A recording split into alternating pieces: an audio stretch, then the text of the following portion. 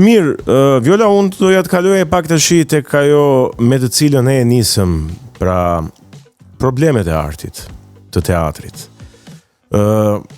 Aty tek ai podiumi i protestës është folur për shumë problematika, për shëndetësinë, patjetër për ekonominë, se ajo është kryesorja, për migrimin, për politikën që i përmbledh të gjitha, i vë kapakun të gjithave. Por nuk kam dëgjuar të flitet për artin, për problemin e artit në Shqipëri. Nëse ti do flisje atje, çfarë do thoje për artin? Po, nuk do flisje, po them vetëm 1 apo 2 minuta se s'është koha, se aty janë shumë folës edhe nuk të del koha të flasësh shumë gjatë.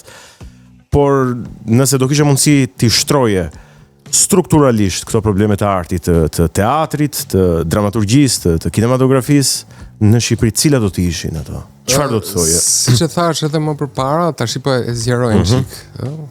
Shqyqyr që si jemi në protest. Se ndo bërtasim, më? Jo, se nuk e përmbledh dot, okay. Sepse ka shumë probleme. Ka shumë probleme, prandaj.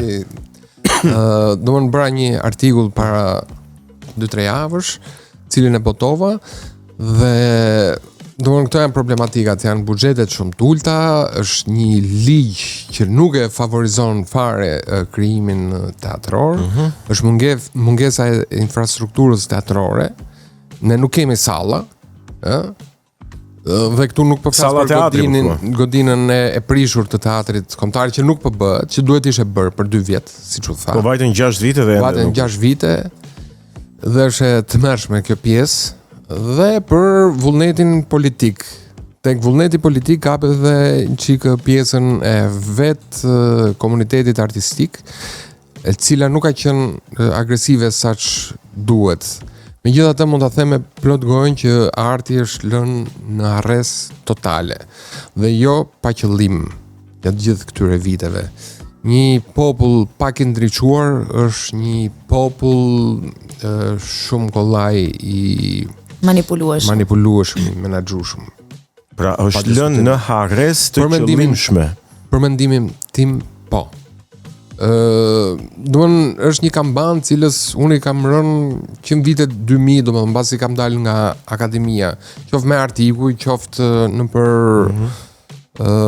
mbledhjet të artistëve, e kudo gjerte kafet. Errësira. Po pse mendon këta që kanë dashur ta lënë, kushdo qofshin ata në 36 vite, apo ndoshta më shumë çerënceja, kaq shumë mendojnë që ta lënë artin qëllimisht të pazhvilluar? Kaq të thellë janë në malinitetin e tyre? Kur e thua kështu, duket domosdoshmë si e pabesueshme. Se për ta thënë, shikoj, për ta thënë në mënyrë ta divulgojmë, po themi. Ne mendojmë që këta duan të vjedhin në burr, nuk është se kanë një mendim të thellë këta që të bëjnë keq me ndonjë qëllim të thellë. Këta duan të vjedhin thjesht edhe hajde aty bieri. Kaq. Po ti thua që jo, e kanë bërë qëllimisht, thua. Domthon e thën kështu siç po e them unë, domthon mund duket e pabesueshme. Por nuk është që ka ardhur një qeveri dhe ka bërë diçka dhe ka ardhur një tjetër e ka hequr atë gjë dhe pastaj kur ka ardhur një tjetër, kaq pak qeveri sa që kemi pasur. Të gjitha qeveritë që kanë ardhur e kanë ulur prodhimin e spektaklit teatror apo edhe të filmave. Pastaj pjesa e muzikës ka shkuar drejt tallavas. Gjë që mua më lë të mendoj mund të jetë edhe ashtu, që këta duan të vjedhin, po unë nuk merrem dot me atë pjesë, sepse unë nuk di gjë. E kuptoj. Po themi, pa shkaq që perceptimi publik, po edhe imi gjithashtu është që është bërë nami. Apo jo. Sepse vetëm vjet një financiere të nivelit të dytë apo dorës së tretë gjetën 500.000 euro. Domethënë mua imagjino se çfarë në tubat dhe perceptimi im është po, këtu vidhet. Megjithatë nuk po merrem me këtë pjesë, po merrem me pjesën e artit. Mendoj që është lënë Kastile në arrest. Mund të jetë edhe banale që s'e kanë çarë kokën fare. Po fakti që s'e kanë çarë kokën dhe s'po e çajnë kokën fare për artin, për të bërë diçka për artin. Në teatrin kombëtar janë rrit rrokat, marrin rrokat mira, po ashtu edhe në teatrin kombëtar të operës dhe baletit. Këto gjëra janë bërë. por a është menduar ndonjëherë për teatrin jashtë institucioneve? Çfarë bëhet me teatrët private? Ti nuk ke një ligj që e favorizon teatrin privat. Domthon ti je i detyruar të shkosh tek drejtoria e teatrit kombëtar dhe të paraqesësh projektin atë një herë në 2-3 vjet, në raste më të mirë flasë, apo 4 vjet. Domethën me këta krijues të teatrit, çfarë po bën? Si mund të jetojnë këta njerëz? Dhe këtu nuk po flas domthon që të na japi punë, domthon janë ca të pa punë. Po është një armat e tërë që mund të flasë, mund të ndriçoj njerëz. E thash pak më përpara, në Librazh nuk ka teatre, nuk ka prodhime teatrore. Në Tropoj, Skrapar, në Lushnjë nuk ka, që është qytet shumë i madh. Në Peshkopi, edhe shumë rreth në Berat, që është qytet i vjetër. Dhe jo vetëm për teatr, po unë vëret paktën nga sa kam pop. Është katastrofë. Ata njerëz janë të etur për jetë kulturore. Absolutisht. Dhe edhe koncerti më minimal që mund të organizohet, i ke njerëzit në shesh sepse me zor presin një mundësi të tillë të shijojnë paketë kulturore, të përjetojnë pak nga ajo që të paktën deri më tani në Shqipëri ka privilegjin ta ketë vetëm kryeqyteti. Dhe kryeqyteti e ka me pikatore, domethënë kur them 3 teatro në 800.000 banor, apo jo, është Tirana sot, është katastrofike. Në Londër, në të njëjtën Londra sigurisht është qytet shumë i madh, domethënë hapen në të njëjtin orar, në ora 8 po themi të darkës, hapen 400 teatro. 400 teatro. Domethënë nga ai me 30 vende. Po, i vogël. Është i vogël. Po bëhet edhe në Tiranë. Jepë mundësinë që të bëhet, mos unë s'po them që ta bëj shteti. Po ti nëse një sipërmarrës të teatrit ma fut si biznes të madh, ti e ke shkatruar sepse teatri nuk është fitim prurës. Ktu e tham, nuk ka treg jo për teatr, pas për film. Nuk funksionon si biznes teatri. Ti duhet i krijosh lehtësirat. Për këtë gjë nuk ka menduar njeri Gjerm sot se si ky muzikanti, ky regjizori, ky aktori ta ushtrojnë profesionin e tyre, ta komercializojnë, ta monetizojnë këtë profesion në të mirë të publikut. Jo që ti mbajmë me punë neve këta. Erionin që të ketë i cop rock, Erioni kështu. Arrin në një pikë artisti kur nuk ka përfitim financiar që e humbet pasionin.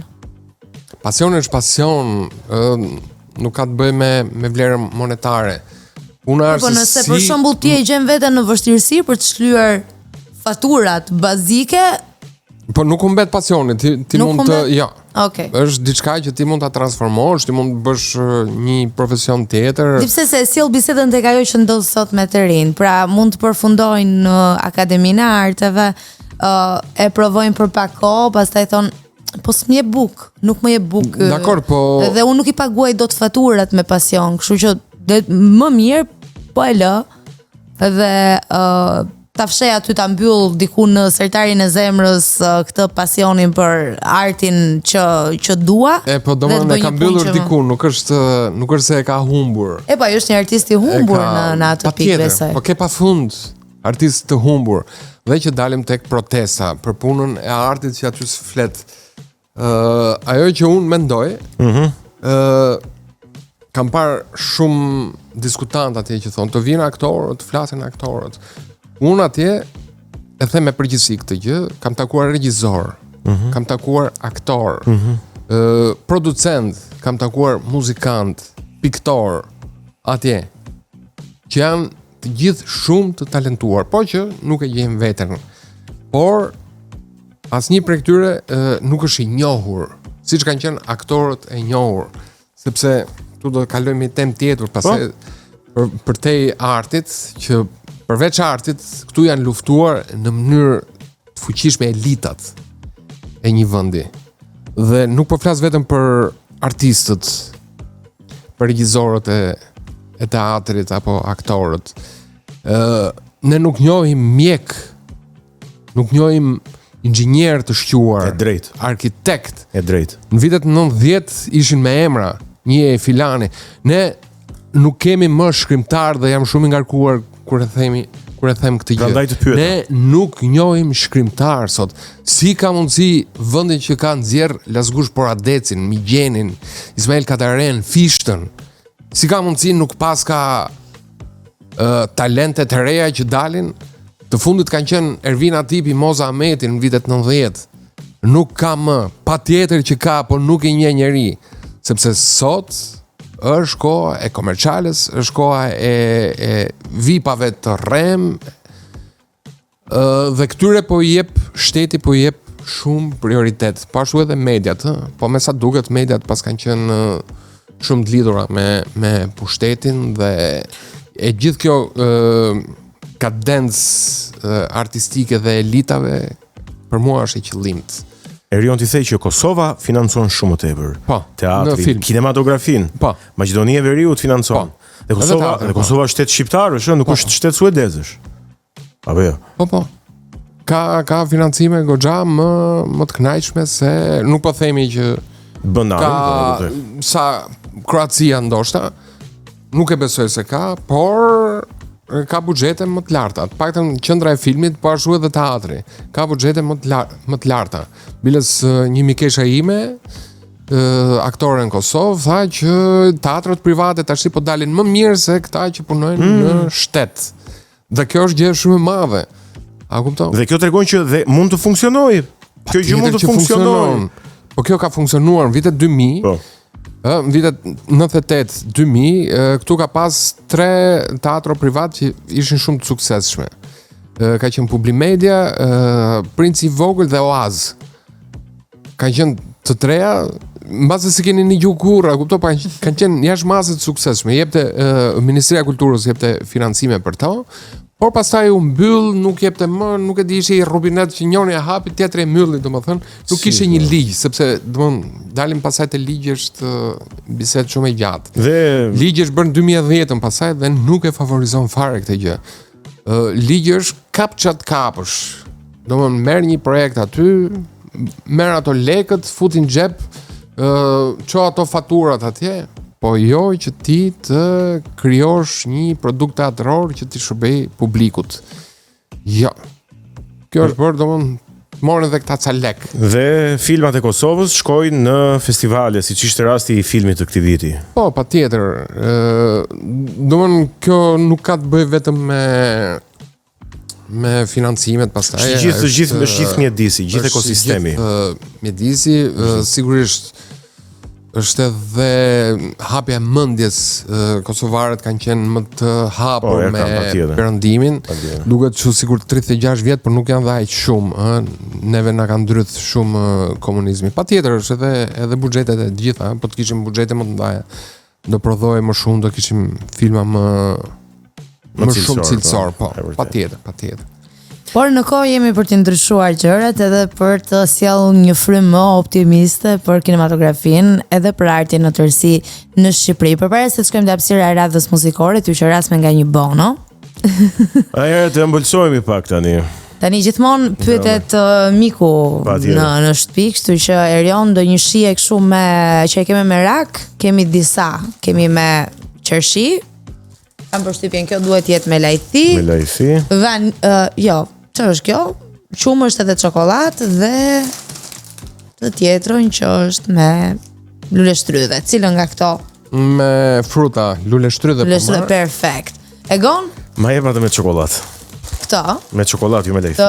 Po është edhe me çokoladë dhe me qumë është. Të bëftë mirë Egon, ndërkohë që ju shijoni hapësirën muzikore. Dhe rikthehemi pastaj për të vijuar pjesën e tretë.